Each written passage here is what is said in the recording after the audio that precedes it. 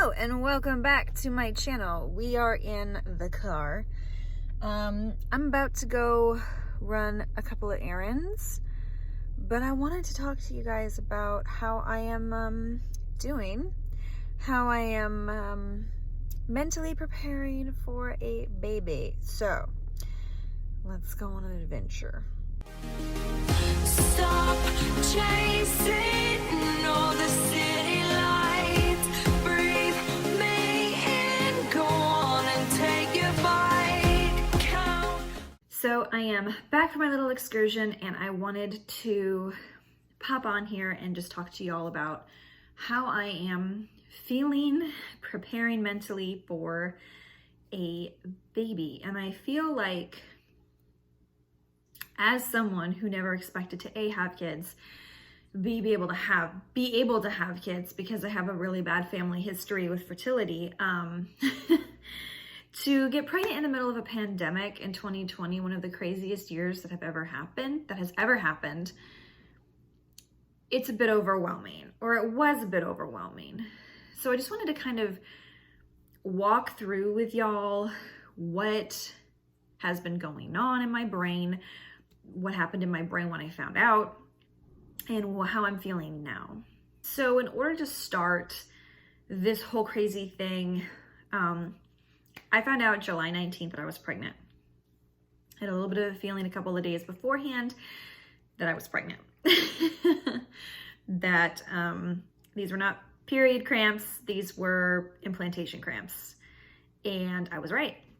And I and my husband at that time, we had not planned on having kids in the next couple of years. We wanted to wait a couple more years. However, God had different plans and decided that why not in the middle of 2020, in the middle of a pandemic. So when I got that news, I was shocked. I was excited. I was more excited than I thought I was going to be. But I was also very intimidated and scared and terrified, because I had the dawning realization that, oh my gosh, there's going to be a little person here that I have to take care of. You know, it's not going to be about me anymore, me and my husband. It's going to be about our child. And I kind of had to mourn in that first trimester my independence. So I talked about this in a previous video of me mourning my quote unquote independence. And I did. About 2 months in, I had a really rough week where I was really depressed feeling. And my husband's like, what's wrong? And I basically told him, the realization that it's not just going to be you and me anymore has dawned, and I need to process these emotions prior to the baby getting here, because I don't want to process those emotions postpartum. So I took a week, and I did. I let myself be sad and mourn the loss of my independence, and let the fear, push that fear to that limit of, oh my gosh, I'm going to be responsible for a human. Right now it's easy because he's in there, but when he comes out, because he has to, it's going to be up to me and my husband to, keep him alive and raise him to be a good person. And in doing that, it was really good, because once I mourned that loss, I got over it, and it was just totally fine. First trimester was rough. And it wasn't as rough as like most people have first trimesters. I got sick like a handful of times. I was more fatigued than anything, and just constantly nauseous and constantly hungry. So trying to find that balance between the hunger, nausea, and the fatigue was interesting. Also, my brain went kaput, so writing went out the window, which did irritate me. And I just had to give myself grace and be like, hey, you're building a human and a placenta right now. You need to give yourself some grace. So I did, and my husband told me the same thing. Second trimester was like, oh my gosh, Once I hit, I think 15, 16 weeks, I was like back in the saddle. I was exercising regularly. I had my energy back. My stomach wasn't huge at that point, but it wasn't small, yet it still was not big enough where I felt like I was normal. Sometimes I forgot I was pregnant. Not to the point of doing stupid stuff, like drinking or anything like that, like no. But like to the point of doing my work, getting up in the morning, being creative, writing, being able to exercise with moderation, and just be able to eat normal food again.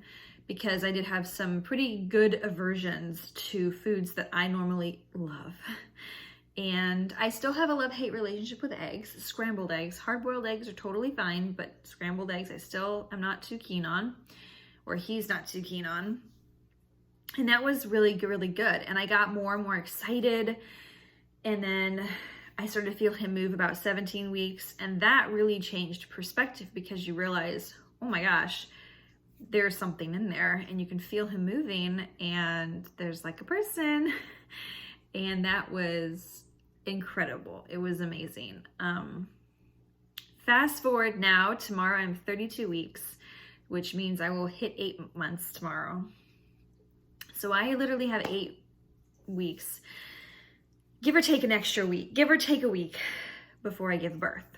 Now, some of those old fears / concerns have come back, just because you're getting to the point of you're getting baby stuff. So my family set up a virtual shower for me. So instead of having an actual baby shower due to still being in COVID, people are just sending baby shower gifts to our house. So that's been overwhelming in a good way, because you get to get everything set up. We have the crib, we have the changing table dresser, we have the car seats, you know, we kind of have everything getting put in its place. Baby clothes, blankets, diapers, breast pump came in. Like, that's an intense one. Learning how the hell you wrap a Moby wrap, like those things are intense.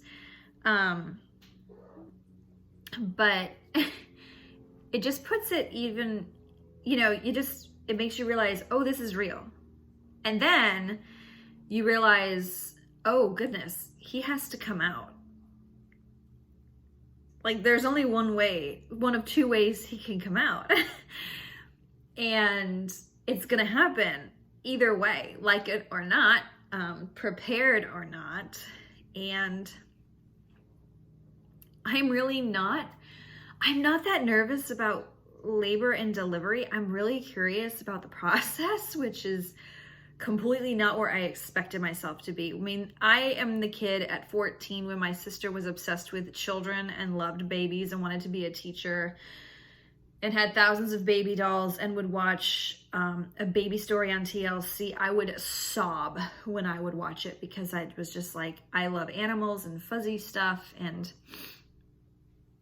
I had no maternal instincts if it didn't have paws or fur or hooves or anything like that.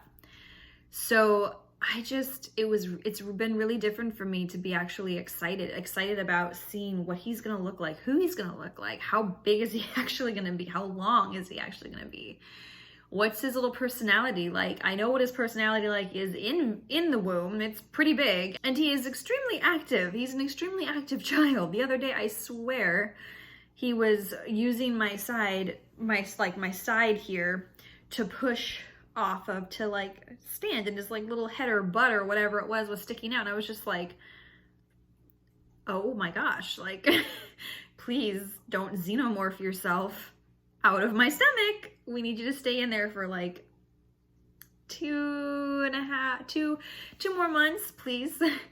So very strong kicker, and mover, which is hysterical, because it's like, it's a lot, but it's fun at the same time, because you know he's in there and he's totally fine.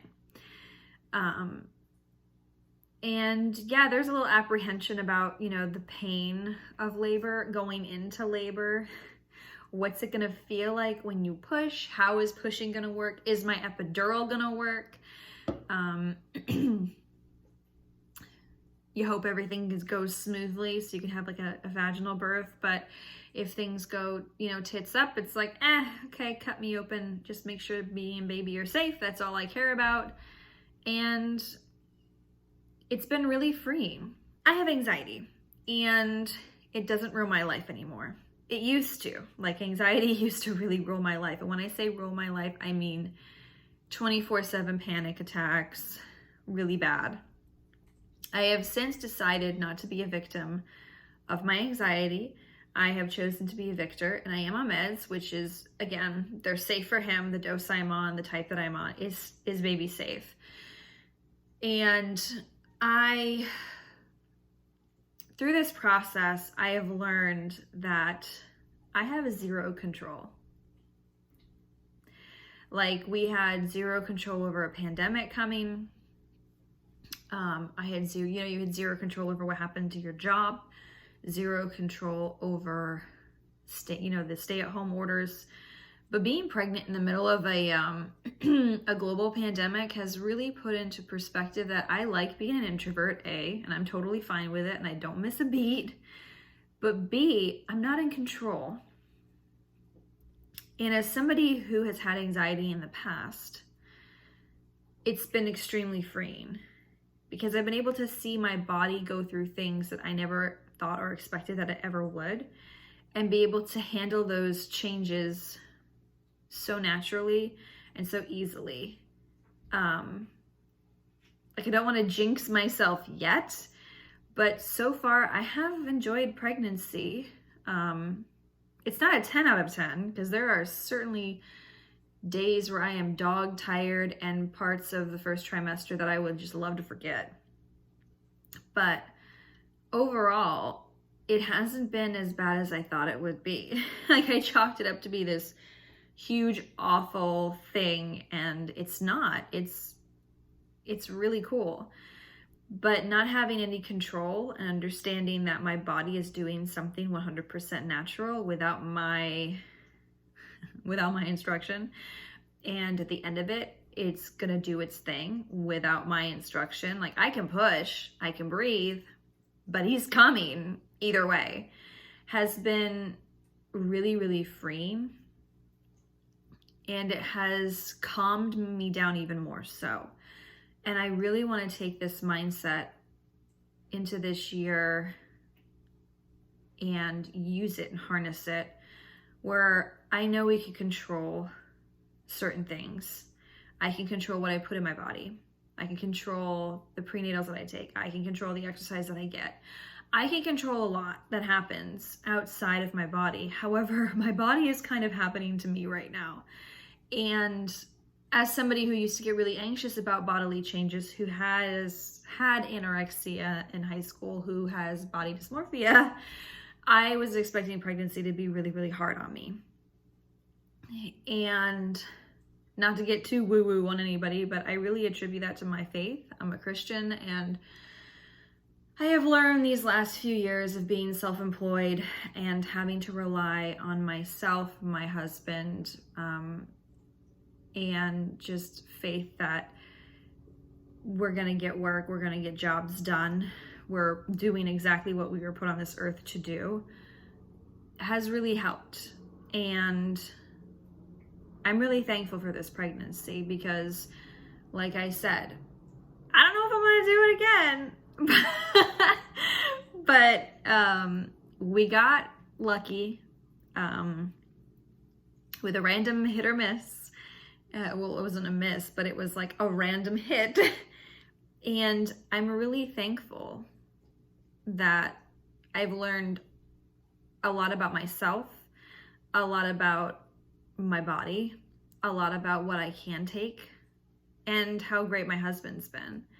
I don't think you're never ready to have a baby, ever. Nobody is. You can, try to be in the best financial situation. You can try to be in the best housing situation. You can try to be in the best work situation. But even with all of that, you're never ready because it's an emotional thing. It's an emotional thing you have to adapt to. because it's basically putting somebody else before yourself, or what you and your spouse would normally do for yourself.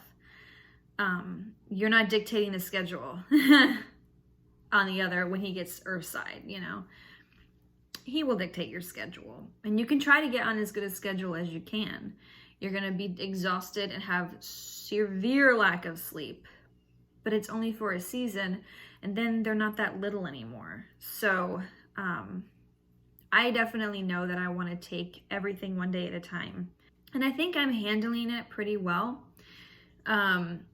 Granted, our families are far away from us, which is a little hard with COVID. You know, they can't come down and visit for like the first month after the baby's born. We don't want anybody around the first month after the baby's born.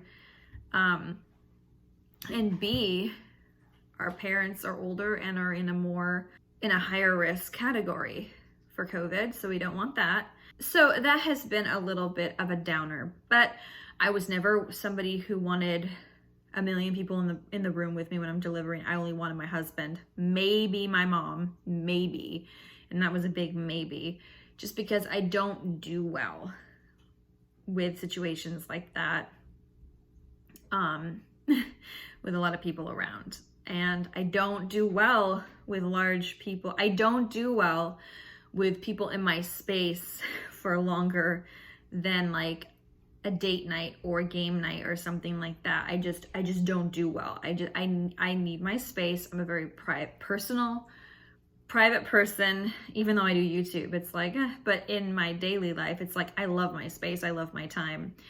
And I want to protect the time that I have with our baby as best I can, especially during a pandemic where it's a lot. So that is how I am mentally preparing for this child. He's going to be here in 8 weeks, maybe 9. If he decides to go over, I think he's going to be a bit early. We already have some things packed in our hospital bag. My husband's like pretty much ready to go, because I have to wait on seeing how big my stomach gets before I can actually order some, you know, crazy extra large postpartum pants for, you know, coming home and everything like that. So yeah, that is how I am feeling right now. I'm feeling pretty good. Definitely a little more out of breath, definitely more fatigued coming into this second to last month of the pregnancy, but I'm still able to get work done. I'm still able to get up, and I'm really thankful for that. So I'm gonna take advantage of it, because I know once he gets here, oh my God, I'm never gonna sleep again. So I hope you found this helpful if you are going through pregnancy, whatever stage, or if you were ever wondering what somebody who, if you were somebody who's like, I am never gonna get pregnant, I'm never gonna have kids, that's gross, I hate it. That was me. Hello, I'm here, I'm fine. It's different, it's interesting, it's intense at times, but it's worth it. So from me to you guys, one love, and I'll see you in the next one.